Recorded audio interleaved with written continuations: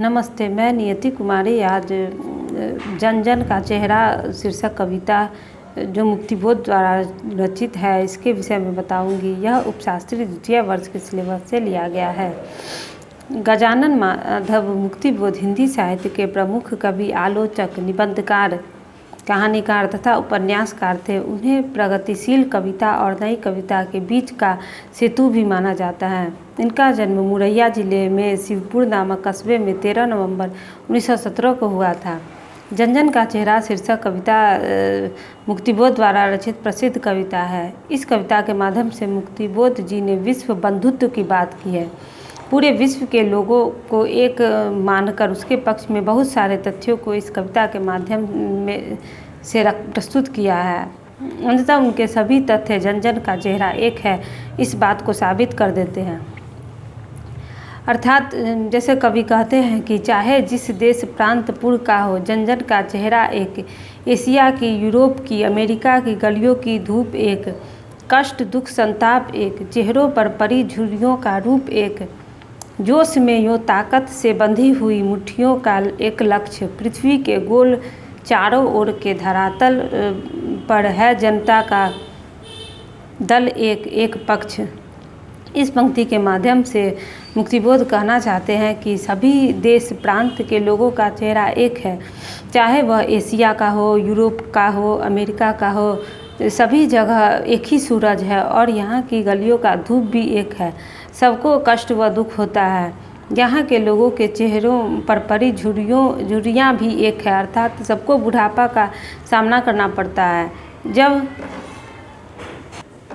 व्यक्ति जोश में होता है और ताकत में मुट्ठियाँ बांधता है तो वो मुट्ठी भी एक तरह की दिखाई देती है। आगे वे कहते हैं कि इस गोल पृथ्वी पर जनता का समूह भले ही अलग अलग दिखता हो, किंतु वास्तव में सब एक ही है। जलता हुआ लाल की भयानक सितारा एक। उद्दीपित उसका विकराल सा इशारा एक। गंगा में, इरावती में, मीनाम में अपार अकुलाती हुई नील नदी, अमेजन, मिसौरी में वेदना से गाती हुई बहती हुई जिंदगी की धारा एक।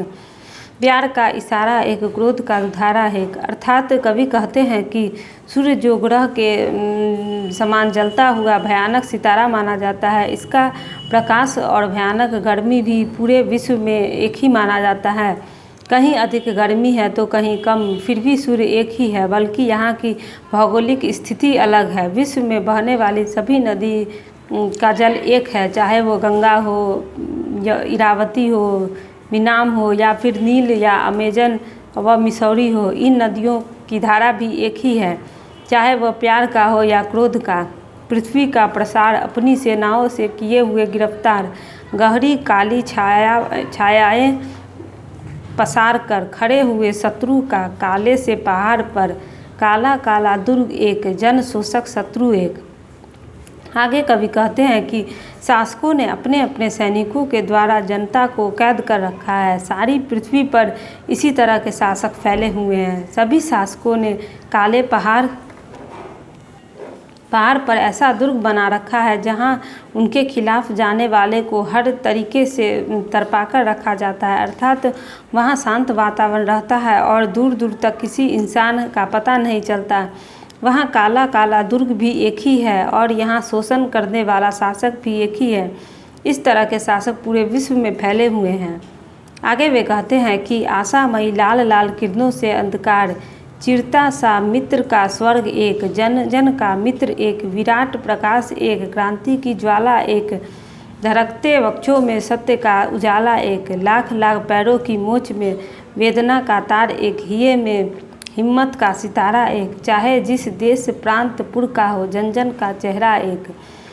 इन पंक्तियों के माध्यम से मुक्तिबोध एक और क्रांतिकारियों को रखते हैं तो दूसरी ओर सूर्य को रखते हैं। वे मानते हैं कि क्रांतिकारियों और सूर्य में समानता है। जिस प्रकार सूर्य अंधकार को नष्ट कर देता है और लाल लाल किरणों से खुशी की लहर फैला देता है, उसी प्रकार शोषण के खिलाफ क्रांतिकारी बनकर जो व्यक्ति निकलता है वो पूरे विश्व में एक तरह के होते हैं। वो भी कहीं ना कहीं सूर्य की तरह ही होते हैं। सूर्य के समान ही उनमें क्रांति की ज्वाला होती है।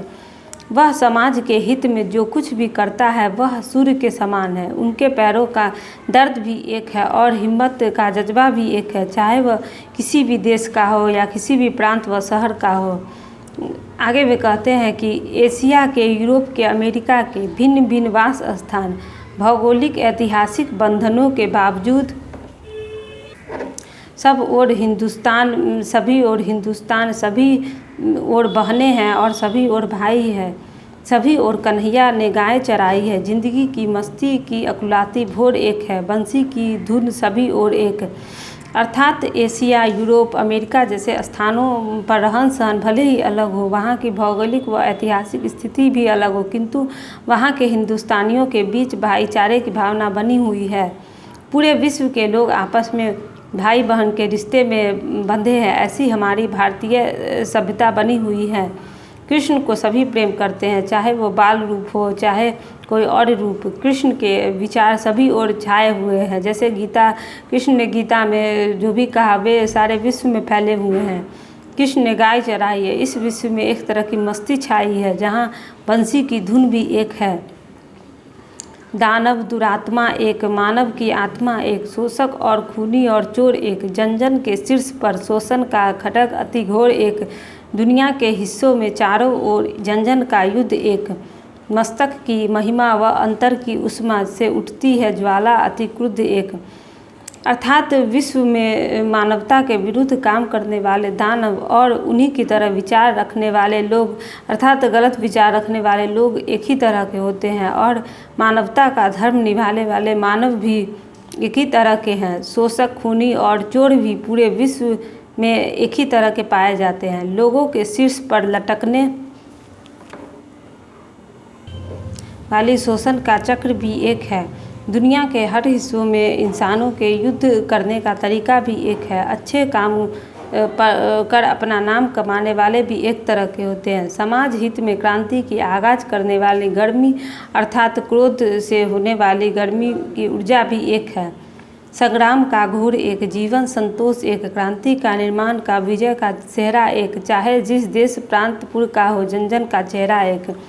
अंतिम पंक्ति में मुक्तिबोध कहते हैं कि विश्व में लड़ाई की घोषणा एक तरह की होती है और जीवन में संतोष और शांति भी एक तरह की होती है। कोई भी क्रांति हो, निर्माण अथवा सृजन हो, विजय की बात हो, सेहरा जो सिर पर बांधा जाता है अर्थात सम्मान दिया जाता है वो एक ही तरह का होता है, चाहे वह कोई भी राज्य का हो, कोई भी प्रांत का हो।